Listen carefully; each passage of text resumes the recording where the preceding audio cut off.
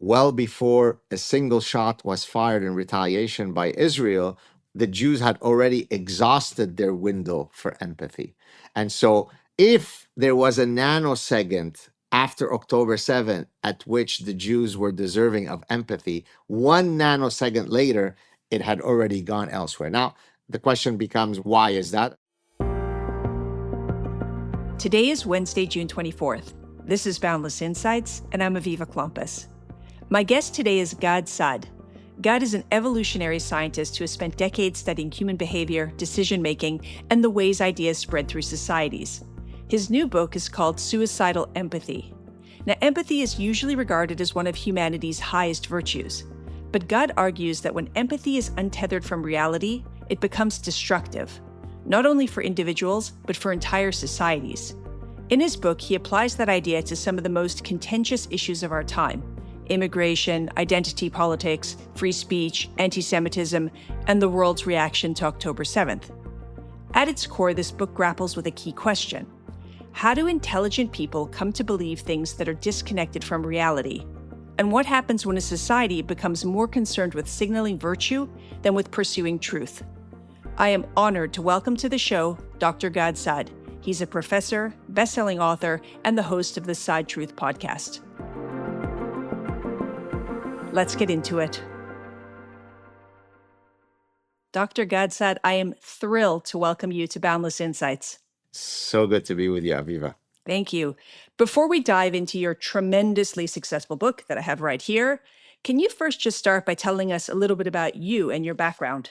So first, I'll do a bit of my personal background and then my professional background. I was born in Lebanon in 1964. We were part of the last remaining group of Lebanese Jews that had not yet left Lebanon when the civil war broke out in 1975.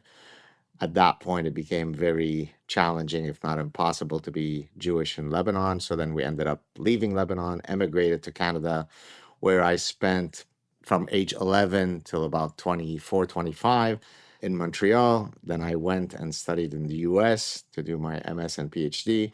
Then I returned to Montreal to assume my first professorship. But I am shortly this summer will be leaving Montreal, inshallah, permanently for the greener pastures of the United States. So that's sort of my trajectory in terms of immigration and so on. In terms of professionally, my main area of research is in applying evolutionary psychology to the study of the human mind, generally speaking, but then to consumer behavior and economic behavior in particular. What are the biological factors that cause us to be the consumatory animals that we are? So that's been sort of my bread and butter academic career.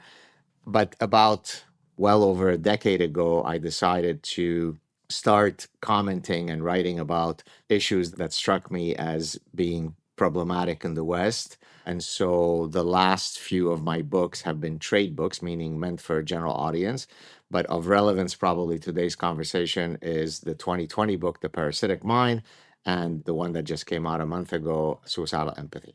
And we're going to talk about all that. But I have to tell you a few things that we have in common. So I was born in South Africa, but I grew up in Canada.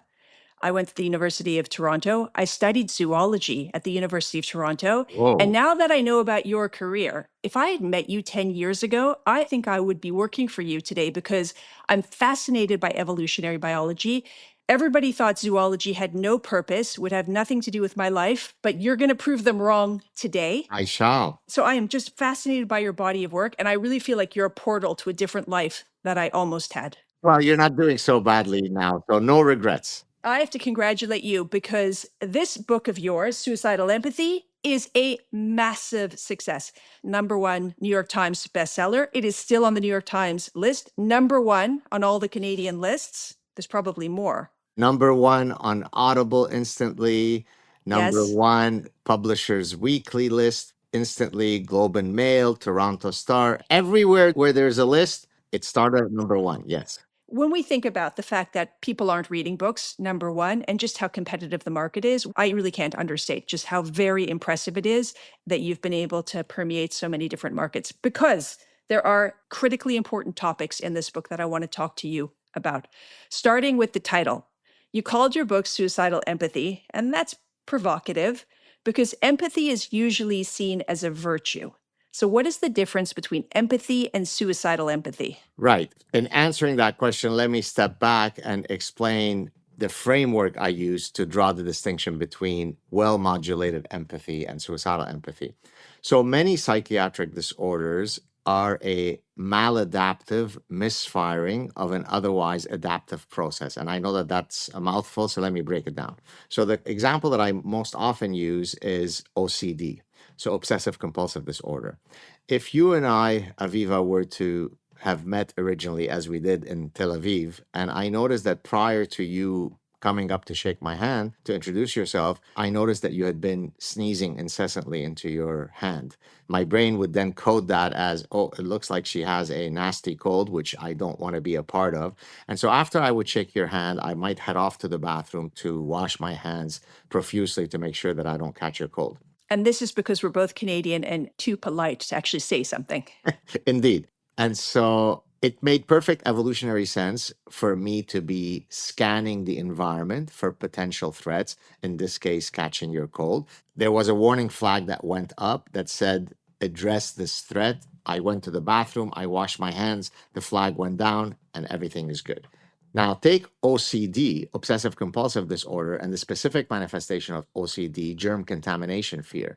Now, the person who suffers from OCD of that form, the warning flag goes up, says, go wash your hands.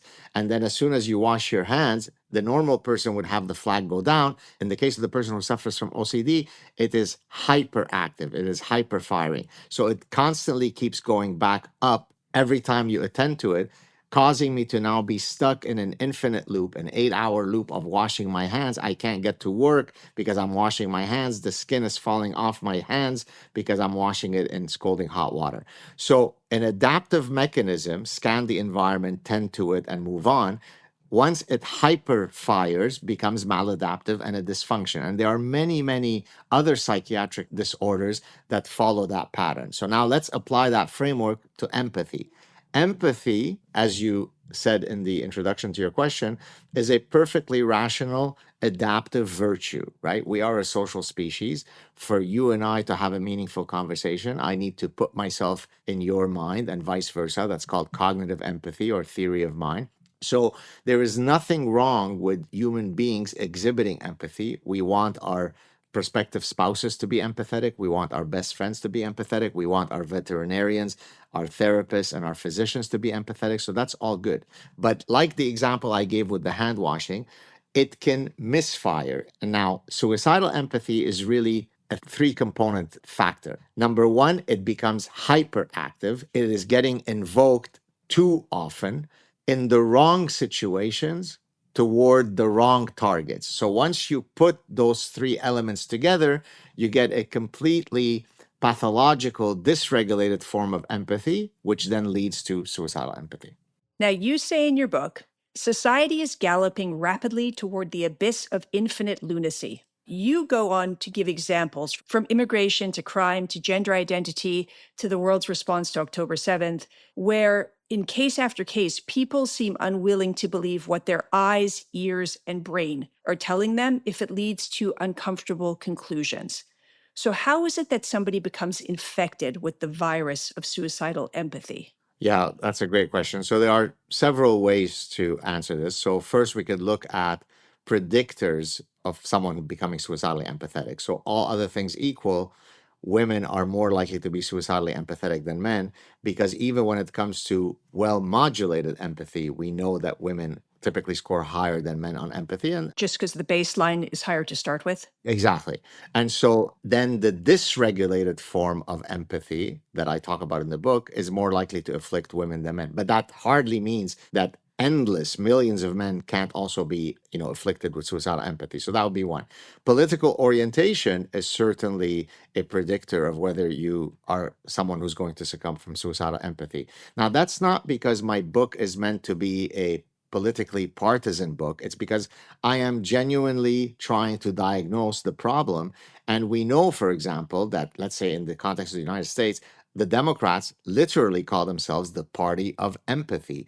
Barack Obama was referred to colloquially as the empathizer in chief, right? And so when you literally put your best foot forward as a political party saying that really the metric that is most important to optimize is empathy, and then when that mechanism, that virtue becomes dysregulated, becomes suicidal, then it's not surprising that all of the domestic and foreign policies that the West seems to be engaging in today, leading us to the abyss of infinite darkness and infinite lunacy, would be more likely to come from one aisle of the political party. So those would be some of the predictors, the most obvious predictors of who's more likely to suffer from suicidal empathy. Now, that doesn't explain, though, what are the actual proximate mechanisms, to use an evolutionary term. What is the how and what? How do you go from empathy, which is a good virtue, to suicidal empathy, which is dangerous? Exactly. And so here I'm going to refer back to the Parasitic Mind, because really the latest book is if you want, it's a two-part series, the grand narrative. So we are both a thinking and a feeling animal, right?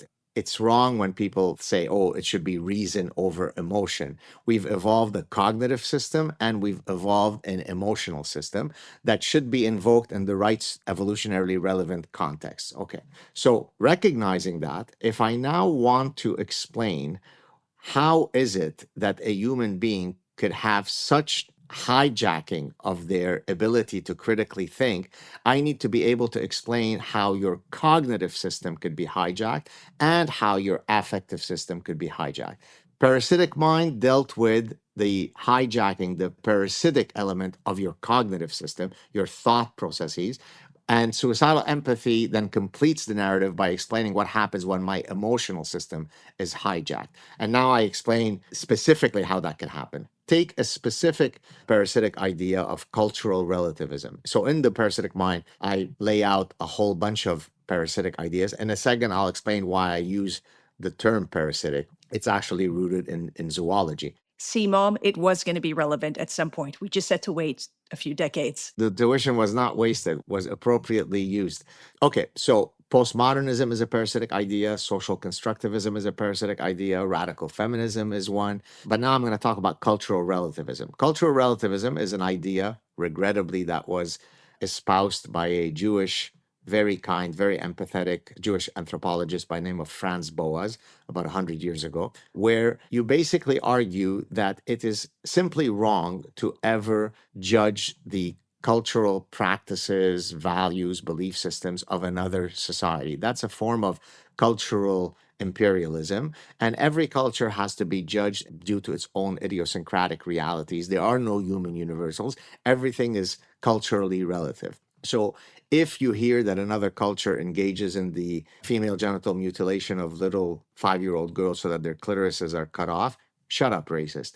If you hear that there are honor killings of women who violate the honor of your family and we stone them to death, shut up, racist. If we think that other societies have child brides because they have a different perspective on mating arrangements, shut up, racist. So if I now internalize that parasitic idea of cultural relativism, rendering me impotent to be able to cast judgments on the beliefs and practices of another society, then when I am placed in a position to control the immigration policy, then I am impotent to say I do not want people who exhibit those values and belief systems to come into my country into the millions, because the parasitic idea of cultural relativism laid the minefield for me to be able to swim in the warm infinity pool waters of suicidal empathy. So internalizing the parasitic idea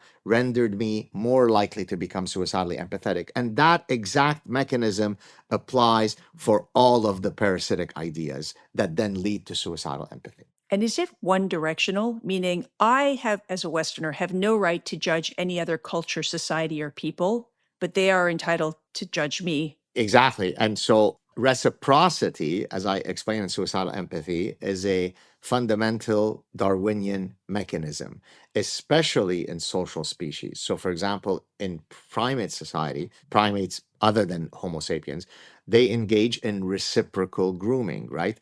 I can't get to the parasites and ticks that are on my back. I don't have a mirror. I'm a bonobo or I'm a A baboon. I'm a baboon. Thank you. baboon. So whether it be a bonobo or a chimp or a baboon, I will sit and pick at your back with the understanding that once we're done, you will reciprocate in kind. And by the way, that's literally, I scratch your back. You scratch mine. Yes. I mean, a literal manifestation of that in primatology. Well, for a relationship to not be parasitic, it needs to have either some form of mutualism. So, for example, you've got even these, very vivid examples where cleaner fish, right? The big fish with the massive jaws will open its mouth, and then the smaller fish looks like it's committing suicide, will enter that fish's mouth, start picking at it. It gets a free meal, and the bigger predator will have a dental cleaning, right? Now, if the bigger fish were to say, oh, what a moron, this guy comes in, I just got a free meal, then that evolutionary mechanism that ends up benefiting both could not have evolved, right? Now, why am I saying all this? Because reciprocity is a fundamental feature of any healthy relationship at any level, between individuals, between cells, at ecosystems, nations. There has to be a tit for tat arrangement. Otherwise, it turns parasitic by definition. So now we come to your question.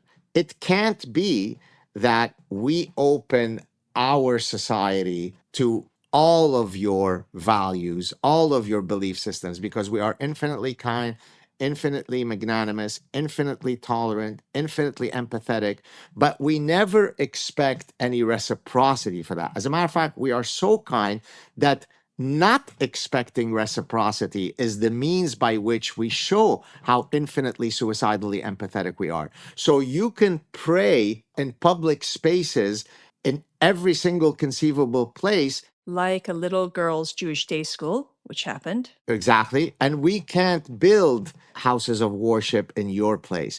And here, of course, I'm talking about Islamic societies. So when in Islamic societies respect their beliefs, when they are in our societies, respect their beliefs. So all roads lead to the one-way largesse of we respect you, whether in your societies or ours, and we certainly don't expect any reciprocity. That leads to suicidal empathy. And we tell ourselves that we are even better people because we don't ask anything in return from them. Exactly. Now, the reflex for that, by the way, is rooted in an evolutionary principle, which in this case, again, becomes dysregulated, as I mentioned in my first response to your first question. There is such a thing called non reciprocal altruism or competitive altruism.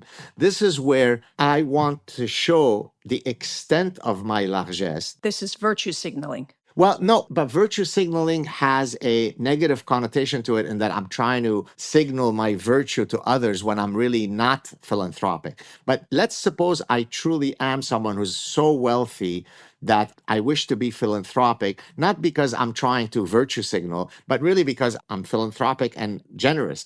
Well, then I will say, Aviva, here is $1 million to help you with your next project. And by the way, I don't expect you to pay me back. I don't expect any reciprocity for it. So there is such a form of altruism that rarely does occur. Now, the reason why I say rarely is because even when you do an anonymous donation, meaning that you don't want to get the attaboy pat on your back, the reality is the people in my circle, I'll be sure to tell them that I was incredibly philanthropic.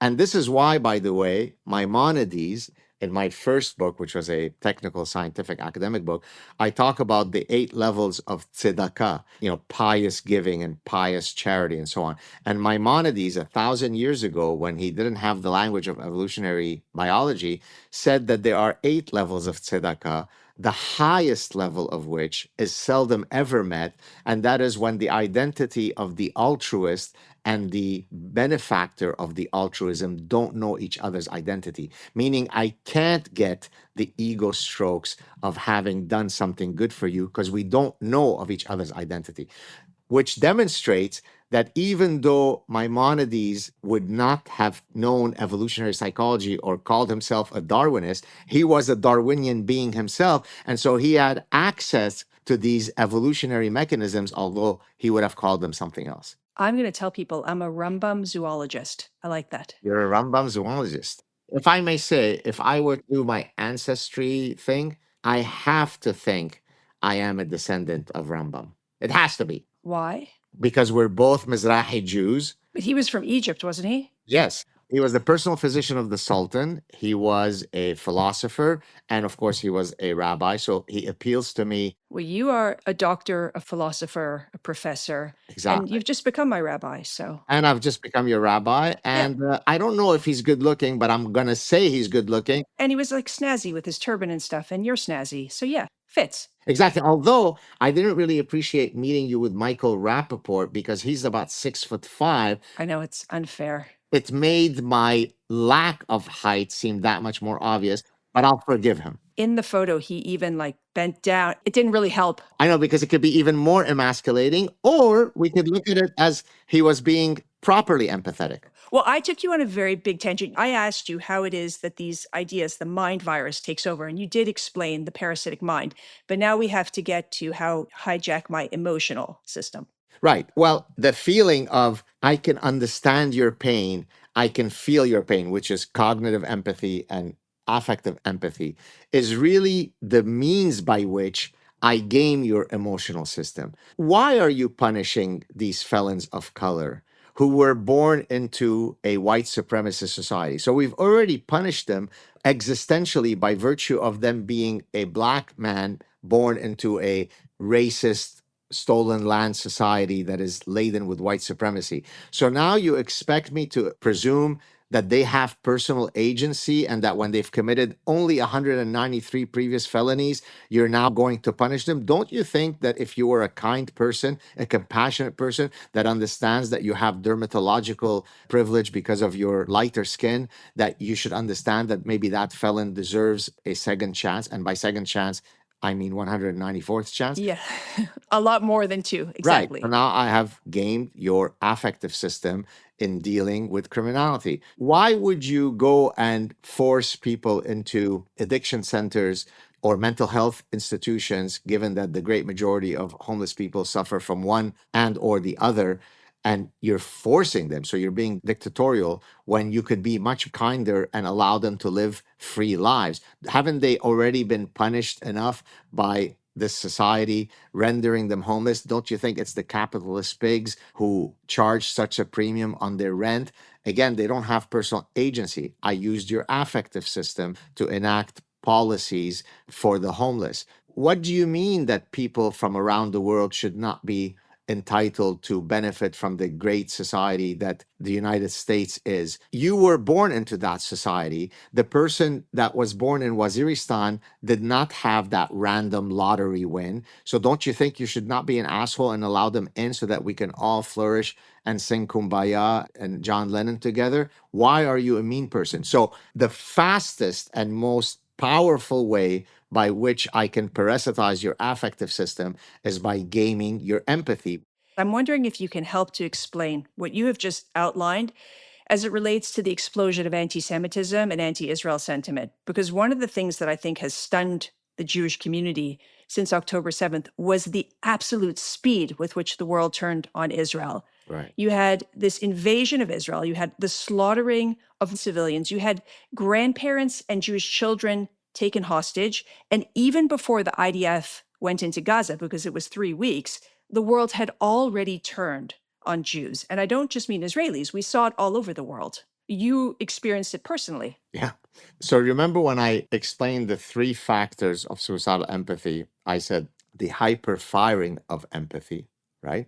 In the wrong situation toward the wrong targets. Well, the third part, the wrong targets, addresses your question, which is you would think that in light of October 7, the way that I'm going to target my empathy is clearly going to be for the Jews. No. Once I am suicidally empathetic, you don't deserve, I mean, exactly to your point, well before a single shot was fired in retaliation by Israel, the Jews had already exhausted their window for empathy. And so if there was a nanosecond after October 7th at which the Jews were deserving of empathy, 1 nanosecond later, it had already gone elsewhere. Now, the question becomes, why is that? And there are many different factors. Certainly, one reason why all over university campuses, there was no sympathy for the Jews and protest for the Jews, is because when you are inculcated with another parasitic idea linked to the duality of oppressor and oppressed, and it is incontestable in the parasitized minds of the students that are coming out of those universities that the Jews are astoundingly the oppressor, then if I am a good person in a suicidally empathetic sense, then it's clear that, I mean, sure, there might have been 1,200 people, butchered in the most horrific ways, but ultimately, you do realize that that 6-month old baby was an oppressor. You do realize that he had colonized. An oppressor in training, future oppressor. Yeah. He was going to be a genocidal maniac of the IDF. So surely a good person is not going to empathize with the 6-month-old kid who was going to eventually become Hitler. Because we know from Gabor Mate, a very kind and empathetic Jew who himself had gone through the Holocaust, and I'm being sarcastic here, he said that as a Holocaust survivor, I can tell you that the IDF is well worse than the Nazis. So if I can brainwash a sufficient number of people who have malleable minds, meaning young students, into that narrative, then it's not surprising that when we take to the streets, I wear then the noble empathetic keffiyeh, because a good person would only do that. I want to ask you a question that's a bit tangential, but it's something I've noticed in your writing and in the talks that you give. You never speak about radical Islam or Islamism or Islamist. You actually always say Islam. Can you explain why? Yes, because to use many, many qualifiers before Islam, it's militant, radicalized Wahhabi Islam. It's extremist, man made, violent, self radicalized Islamism, right? So I need to put a bunch of qualifiers before Islam. And if I put ism after it, then that makes it separate from Islam. Islam is a beautiful thing.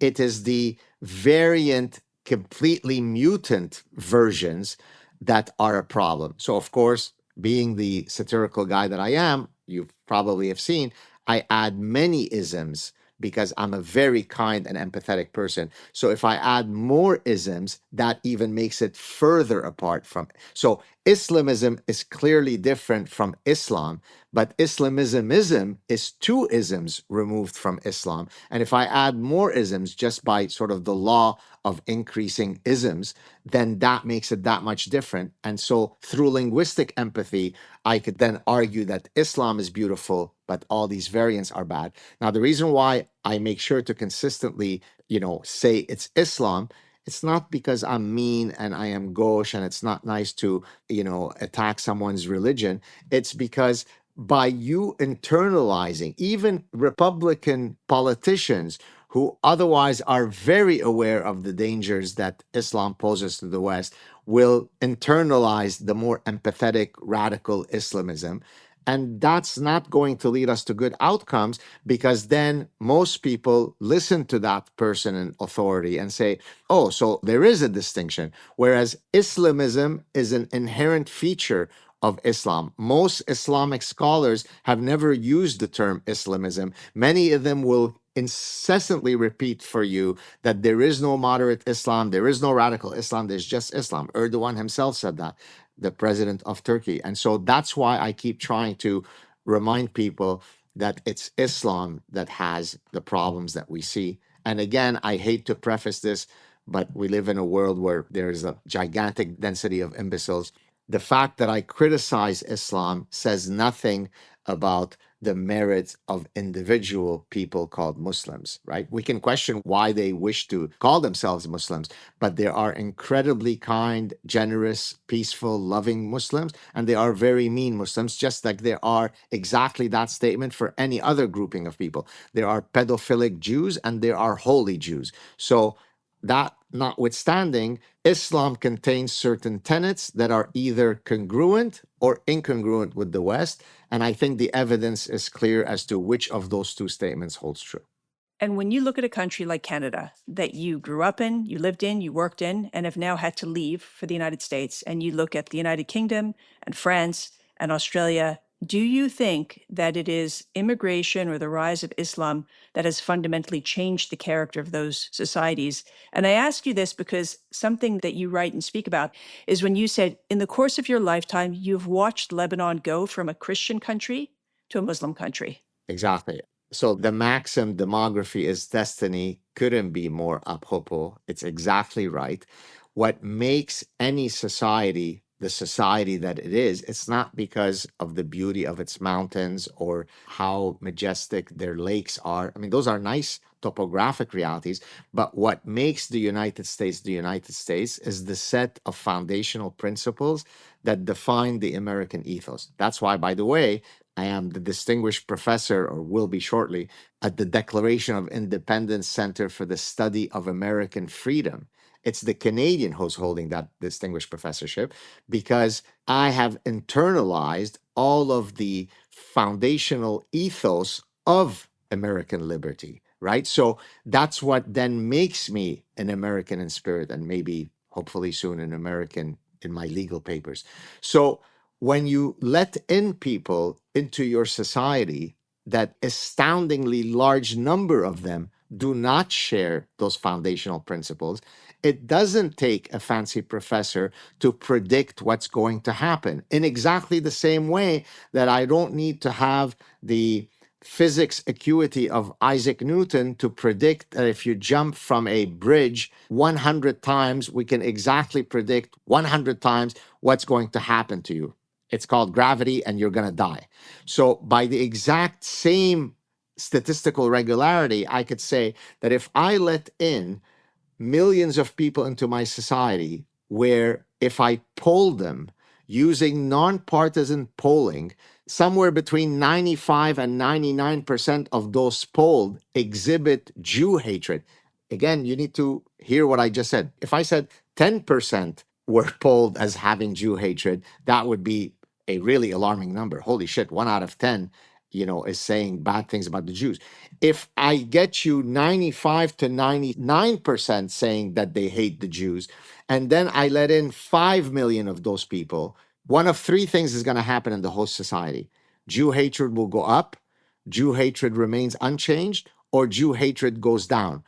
Which one do you think is likely to happen? So now the politicians are scratching their head quizzically and saying, what could explain the rise? It could be climate change. It could be the economic conditions. It could be that the trains don't run on time. It could be that the carbon emissions. There's a wide range of multifactorial reasons that we need to look at to explain why there is orgiastic Jew hatred increase in Britain, in Sweden, in France, in Italy, in Spain, in Australia, in Canada, in the US, but there's no way for us to link it in any meaningful way.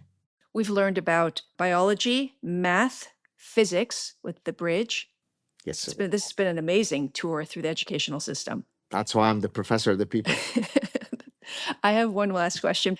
The final line of your book is, a society dies when it cares more about exhibiting infinite tolerance and empathy than invoking its survival instinct.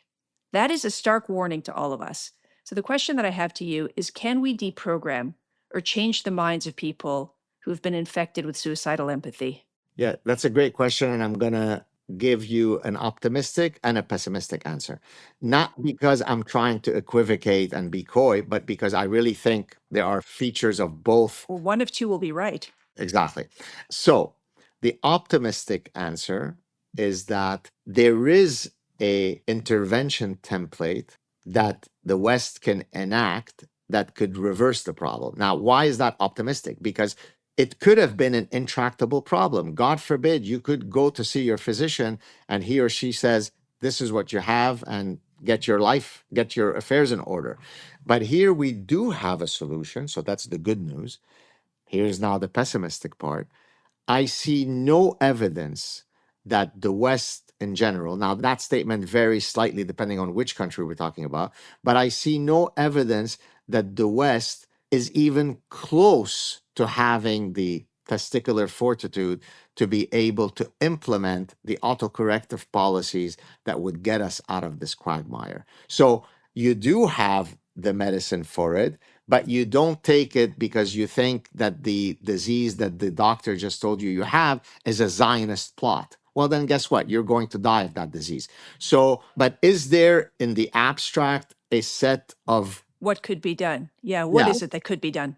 Well, you can certainly start by the following statement. And again, it's important to say that suicidal empathy is not just about open border policies, right? That's the most devastating form of suicidal empathy that will irrevocably change your society. There are many other forms of, climate alarmism is another form of Mother Earth and suicidal empathy. But okay, you can say no individual is allowed to be in my society if their foundational principles are perfectly antithetical to the foundational principles of the whole society. It really is that simple. But now imagine how difficult it would be for most people to go there. I cannot imagine any Canadian politician uttering that sentence. It would be Exactly. political suicide. I can't imagine any Scandinavian politician. Exactly. That's why Canada, some Scandinavian countries, and Britain have the laudable elite appellation that I've now bestowed upon them, stage 5 suicidal empathy, which is greater than the heretofore known stage 4.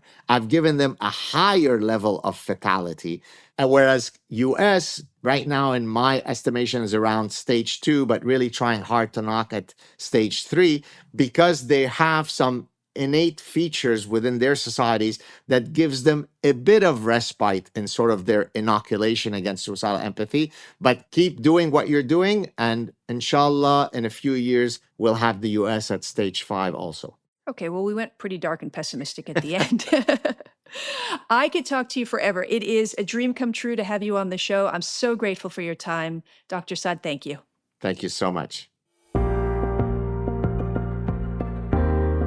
That's a wrap on today's episode of Boundless Insights. Whether you've been with us from the start or are just discovering our show, we're so glad you're here. If today's conversation sparked a question, challenged your thinking, or made you shake your head, I want to hear from you. Email me at podcast@boundlessisrael.org.